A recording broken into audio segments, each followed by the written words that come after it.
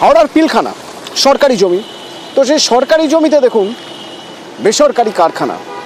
কারখানা তো কারখানা, তার সঙ্গে আবার কারখানার গোডাউনও আছে। দাঁড়ান, শুধু গোডাউন নয়,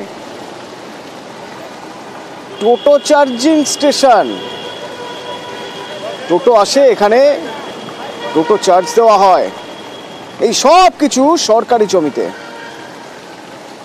বেআইনি পার্কিং দেখতে পাচ্ছেন, বেআইনি তো বটেই,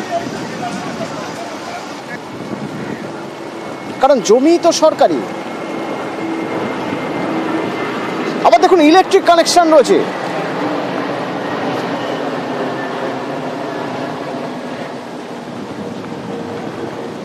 আচ্ছা, এই জমি জবরদখল করেছেন বলে অভিযোগ যাদের বিরুদ্ধে, তারা কি বলছেন একবার শোনা যায়। कितने दिन से आप लोग हैं? हम लोग यहाँ बहुत 70 साल से है। हमारे पिताजी थे, हम लोग आए यहाँ पे, बहुत दिन से हम लोग यहाँ रहते हैं। ये जमीन किसका है? पुरसभा का है? पुरसभा बोल रहे किसका है? हम लोग तो यहाँ बहुत दिन से यहाँ पर रहते हैं, 70 साल से। आप लोग हमारे पिताजी कागज पत्र? हाँ हाँ, पहले का हम लोग का लीज जो था, जिसका वो लीज मिलता था, हम लोग यहाँ पर रहते थे। खटाल था हम लोग का। लीज वाला बंद करना ये तो हमको पिताजी बता पाएंगे। इधर कचरा गिरता है, नाला का दिक्कत है। আগেকার বিল আছে তো, লিজে বিল আছে তো আমাদের কাছে। হ্যাঁ, লিজে বিল আছে, তাই না কেউ আসলে কাকে ভাড়া দেওয়া যাবে? কেউ আসলে তো ভাড়া দিব। পুরসভা একদম চুপচাপ। হ্যাঁ, সবই চুপচাপ আছে। সরাসরি দেবাশিস আমার সঙ্গে রয়েছে। দেবাশিস, এই তো লিজ আছে, কাগজ রয়েছে, সব কিছু আছে, মানে উনি তো মানতেই চাইছেন না এই জমি বেআইনি। এই কনফিডেন্স এলো কোথা থেকে?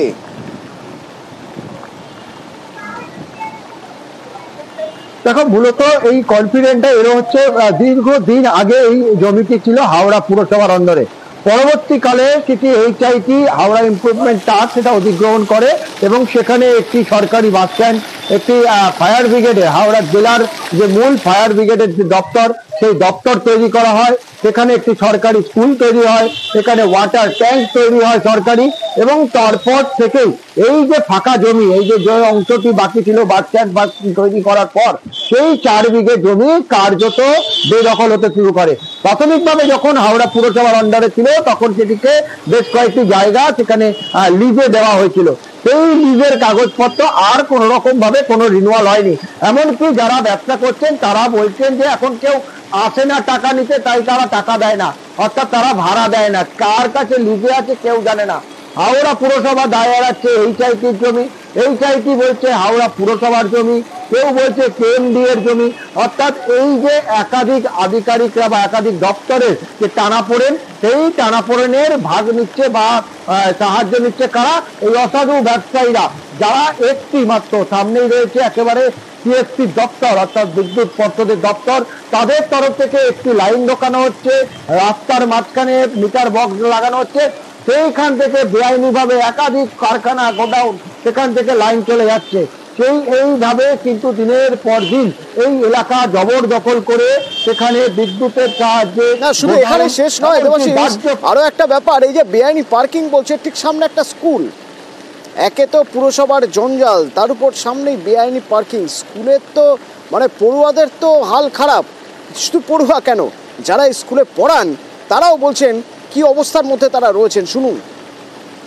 আমাদের স্কুলের সামনে মানে ইলিগাল পার্কিং হয়, আমরা জানি। এই স্কুলের সামনে গেট পুরো বন্ধ থাকে। আমাদেরকে আসতে মানে আসার যাওয়া আমাদের খুব অসুবিধা হয়।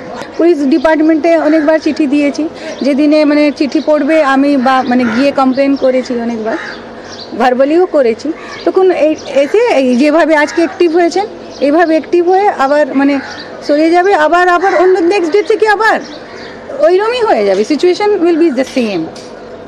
যেদিন কমপ্লেন হবে সেদিনে মানে কিছু অ্যাকশন মনে হবে যে নেওয়া হয়েছে, তারপর আবার নেক্সট ডে থেকে সেম সিচুয়েশন। কতটা আফসোসের জায়গা থেকে, কতটা ক্ষোভের জায়গা থেকে ওই শিক্ষিকা বলছেন যে তিনি সব রকম অভিযোগ করার পরেও পুলিশ আসবে, আসার পরে আবার যে কে সেই, মানে এটাই ভবিতব্য হয়ে দাঁড়িয়েছে এই স্কুলের। পুলিশ আসবে, দেখবে, চলে যাবে, আগের মতো হয়ে যাবে সব কিছু। দেবাশিস, এক তো সরকারি জমি বেদখল হয়ে গেছে, তা নিয়ে প্রশাসনের হুঁশ নেই। সরকারি জমি যে ফেরত নিতে হবে, যদি আমরা এই খবর না দেখাই তাহলে হয়তো তা নিয়ে কেউ ভাববেন না। দ্বিতীয়ত ওই শিক্ষিকা উনি গিয়ে অভিযোগ করছেন যে এখানে এই অবস্থায় বেআইনি পার্কিং, যার জন্য স্কুল চালানো যাচ্ছে না, তারপরেও পুলিশ এসে রাউন্ড দিয়ে চলে যাচ্ছে। মানে পুলিশেরও গাফিলতি। সবাই সব জানেন, জেনে বুঝে চোখ বন্ধ করে বসে আছেন। অবশ্যই দেখো, একজন স্কুলের শিক্ষিকা, তিনি হাওড়া পুরসভা, গোলাবাড়ি থানা আর সব জায়গায় তিনি লিখিত অভিযোগ করছেন। এরপরে তো আর কোনো জায়গা নেই। কিন্তু এই যে হাওড়া পুরসভা হোক বা হাওড়া সিটি পুলিশের গোলাবাড়ি থানার আধিকারিকরা হোক, তারা তো পদক্ষেপ নেবেন, অবশ্যই পদক্ষেপ নেন। কখন নেন? যখন কোনো অভিযোগ আছে সঙ্গে সঙ্গে সেখানে গিয়ে বেআইনি নির্মাণ তিনি আটকে দিচ্ছেন। কখনো কখনো অভিযোগ হচ্ছে স্কুলের দেওয়াল ভেঙে দিচ্ছে পার্কিং এর, বেআইনি পার্কিং এর জন্য, তখন গিয়ে সেই গাড়িতে ফাইন করছেন। অবশ্যই যে অভিযোগ পাওয়ার পরে দ্রুত পদক্ষেপ নেয় পুলিশ, কিন্তু সেদিনকার মতনই তারপরের দিন থেকে আবার কিন্তু যেরকম ভাবে চলছিল বেআইনি কাজকর্ম, ঠিক সেরকম ভাবে চলতে থাকে। ফলে যারা তার মানে বেআইনি কাজকর্ম করেন তারাও জানেন যে পুলিশি ধরপাকড়, পুলিশি টহলদারি এসব সাময়িক। সার সত্য হলো কদিন পরেই আবার আগের মতো ব্যবসা করা যাবে। সে আইনি না বেআইনি কে দেখতে যাচ্ছে। পুর প্রশাসক কি বলছেন? HITরই হোক, KMDA-রই হোক আর হাওড়া পৌর নিগমেরই হোক, এগুলো সবই সরকারি সংস্থা এবং আমরা প্রত্যেককে একে অপরকে হেল্প করি আমাদের বিভিন্ন কাজ। স্কুলের সামনে ওরকম ভ্যাট থাকে, তাহলে আমরা এমনিতেই ভ্যাট কমানোর আমরা চেষ্টা করে যাচ্ছি। সংখ্যা আমি বলেছি আগে যে 284 থেকে কমিয়ে আমরা 218-তে নেমে চলে এসেছি। আরো আমরা কমাবো ভ্যাটের সংখ্যা, এটা আমি নিশ্চয়ই দেখে নেব। ইনলিগাল যা এনফোর্সমেন্ট হচ্ছে, যদি সেরকম হয়ে থাকে আমরা যৌথভাবে পুলিশের সাথে গিয়ে আমরা দেখি।